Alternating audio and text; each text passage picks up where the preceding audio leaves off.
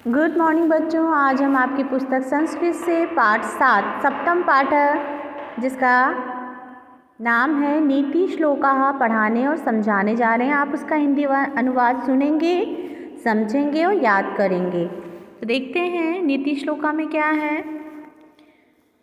विद्या ददाति विनय विनयाद् याति पात्रां पात्रत्वात् धनमाप्नोति धनात् धर्म ततः सुखम।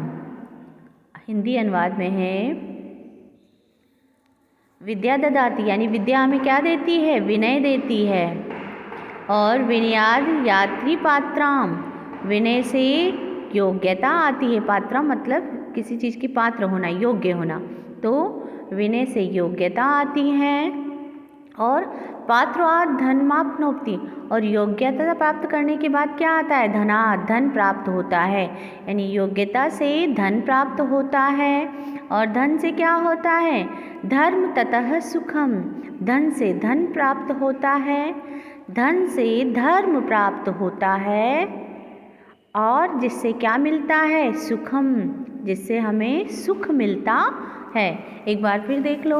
विद्या ददाति विनय, विद्या हमें विनय प्रदान करती है या देती है। और विनय हमें योग्यता देता है। योग्यता हमें धन, योग्यता से हमें धन प्राप्त होता है। धन से हमें धर्म प्राप्त होता है। और धर्म से हमें सुख की प्राप्ति होती है। दूसरा देखते हैं बच्चों। चंदन शीतल लोके चंदनादपि चंद्रमा चंदन योर्मध्ये शीतला साधु संगति। अब संसार में क्या होता है, चंदन शीतल लोके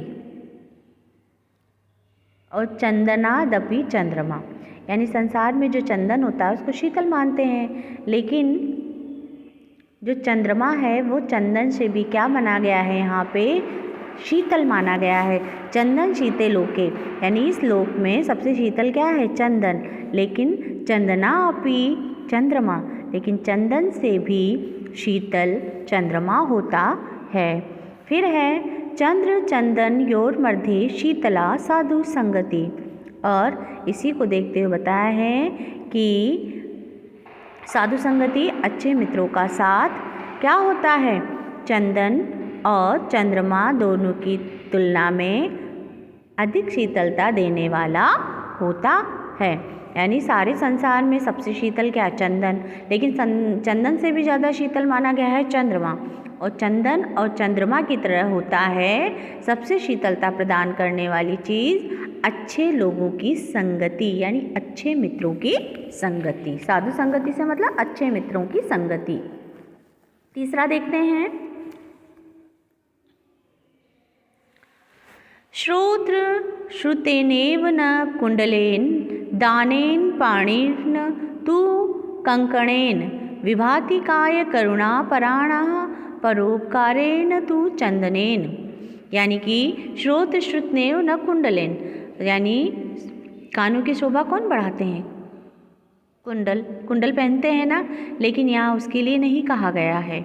यहाँ है कानों की शोभा कुंडलों से नहीं है। अगर बहरा है तो सुनने, कान कुंडल पहनने से शोभा बढ़ेगी, सुनाई नहीं देगा। तो कानों की शोभा अच्छी बातें या ज्ञान की बातें सुनने में है। और दानेन पाणुना कंकणेन, और हाथ दान करने से सुशोभित होते हैं, न कि कंगन से। कंकणेन ना मतलब कंगन पहनने से हाथ शोभित नहीं होते, दान देने से हाथ शोभित होते हैं। विभाति काय करुणा पराणा। अब परोपकारेण तु चंदनेन, परोपकार यानी दूसरे को उपकार करना, चंदनेन चंदन के समान होता है। तो यहाँ पे है सज्जन व्यक्ति, विभाति काय, सज्जन व्यक्ति का शरीर, काय शरीर चंदन से नहीं बल्कि दूसरों का हित करने से शोभा पाता है। करुणा पराणा, परोपकारण यानी दूसरों पे दया करुणा दिखाने से, उपकार करने से पाता है। चंदन लगाने से शरीर नहीं महकता है, शरीर महकता है आपका दान करने से, पुण्य करने से, दूसरों का हित करने से। जिस प्रकार कान की शोभा कुंडल पहनने से नहीं होती और हाथ की शोभा कंगन पहनने से नहीं होती। यानी कान की शोभा कब है? ज्ञान की बात सुनने से। और हाथ की शोभा कब है? उस हाथ से दान करने से। समझ में आया बच्चों? आगे देखते हैं चौथा, साहित्य संगीत कला विहीन साक्षात पशुपुच्छ विषाणहीन तृण न खादन्नपि जीवमान तदभाग्धेय परमः पशुनामः।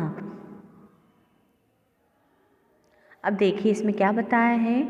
जो व्यक्ति साहित्य संगीत और कला विहीन, विहीन मतलब दूर होता है। साहित्य संगीत और कला में जो व्यक्ति रुचि नहीं लेता, इनसे जो दूर होता है, वो किसके समान? साक्षात मतलब वो किसके समान है? जिस प्रकार पशु पूंछ बिना और सींग बिना होता है। यानी कि जो साहित्य कला और संगीत नहीं रुचि नहीं रखता, वह व्यक्ति बिना पूंछ व सींग वाला पशु होता है।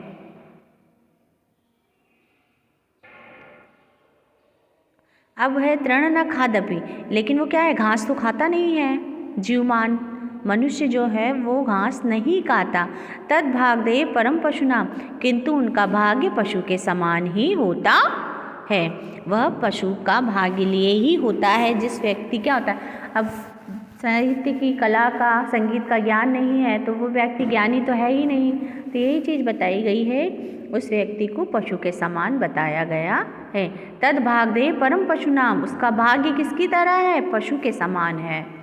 तृण न खादपि जीवन, वह व्यक्ति घास नहीं खाता लेकिन उसका भाग्य पशु के समान होता है, तुच्छ।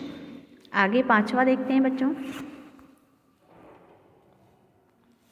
यत्र नार्यस्तु पूज्यन्ते रमन्ते तत्र देवता, यत्र एता तु न पूज्यन्ते सर्वास्त्र त्राफला क्रिया। जहाँ यत्र तत्र यत्र, यहाँ वहाँ जहाँ, है ना, जहाँ नारियों को पूजा जाता है, नार्यन्तु पूजते, नारियों को पूजा जाता है, रमन्ते तत्र देवता, वहाँ देवता निवास करते हैं। रमन्ते यानी रमते हैं, रमते मतलब रहते हैं। अत्र एता तु न पूज्यते, परंतु जहाँ उनका अपमान किया जाता है, न पूज्यते मतलब अपमान किया जाता है, वहाँ सर्वा स्त्रा फला क्रिया, यानी वहाँ पे सारे कार्य, सर्व स्त्रा फला यानी सारे कार्य त्राफला असफल होते हैं। जहाँ औरतों का अपमान किया जाता है वहाँ सारे कार्य क्या होते हैं? असफल हो जाते हैं। बच्चों आप इसको याद करेंगे। धन्यवाद।